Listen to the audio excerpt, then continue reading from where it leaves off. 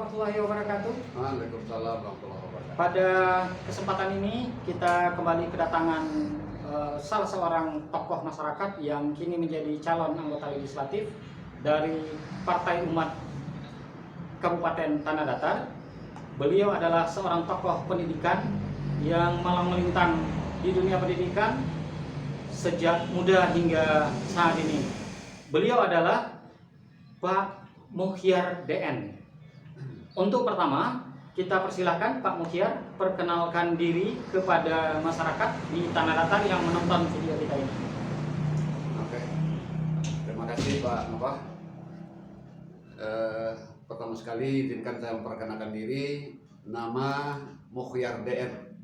DN itu adalah inisial orang tua laki-laki dan perempuan.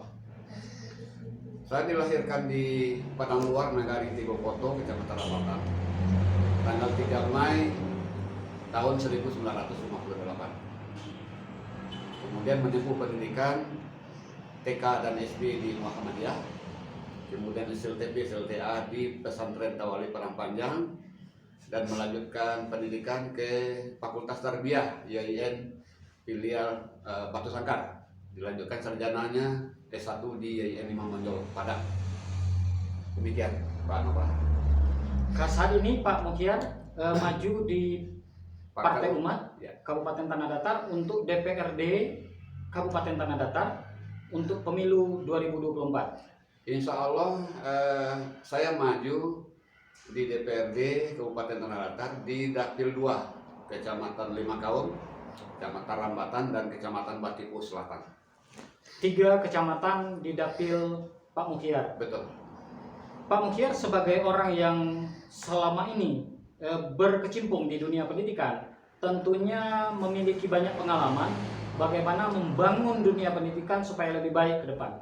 Kira-kira ketika Pak Mukhyar nanti menjadi salah seorang anggota DPRD Kabupaten Tanah Datar periode pengabdian 2024-2029, kira-kira Pak Mukhyar punya ide dan gagasan apa tentang pendidikan di Luhak Nantuwo ini? Terima kasih Pak Nova. Qadarullah, seandainya saya nanti terpilih menjadi anggota Dewan atau DPRD Kabupaten Tanah Datar periode 2024 dan 2029, insya Allah sebagai seorang legislator, tentu tupoksi kita adalah legislasi budgeting dan pengawasan. Karena latar belakang saya orang pendidikan, tentu saya lebih fokus, lebih intens untuk pendidikan. Bahwa kemajuan manusia itu ditentukan oleh pendidikannya sendiri. Tanah Datar yang terdiri dari 14 kecamatan, 75 nagari, dan 395 jorong, itu mempunyai SD 306 buah. Kemudian SLTP-nya 56 buah. Di samping ada SLTA, SMA, dan SMK, tambah MAN di Kemenang, itu kan sudah dikelola oleh provinsi. Nah, dengan guru yang lebih kurang 4 ribuan itu sebetulnya sebuah potensi untuk mengembangkan Tanah Datar ke depan dari segi sumber daya manusianya. Tanah Datar sebagai pusat Jalo adat Minangkabau, tempat lahirnya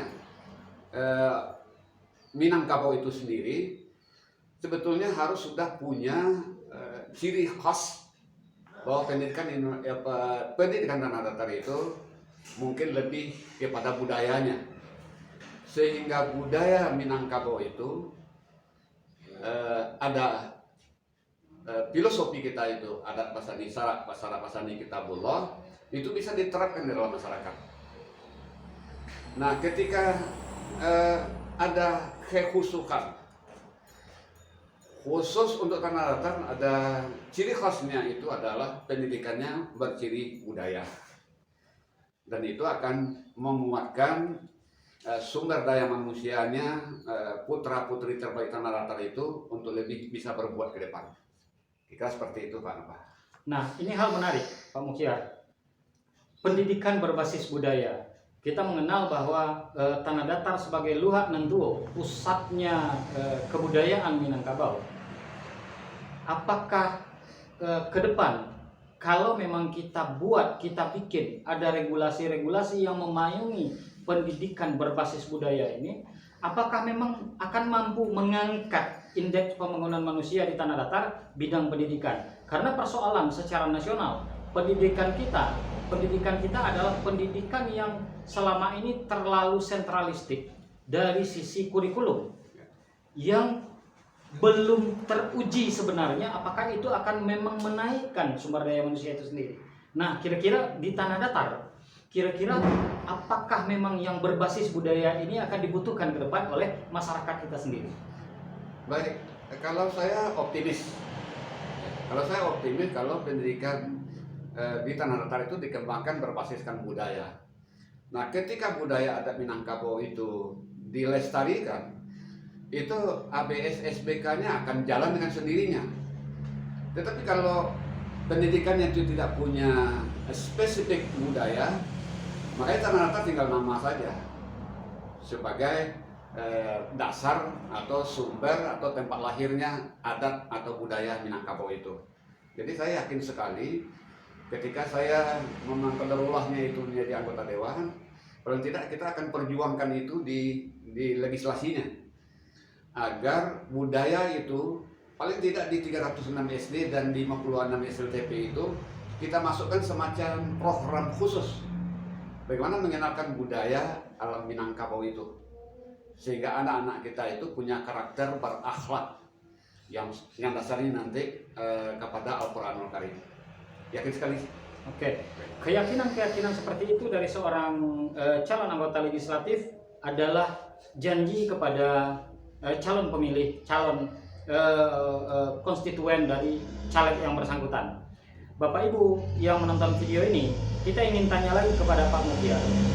Kira-kira kalau selama ini ada perbedaan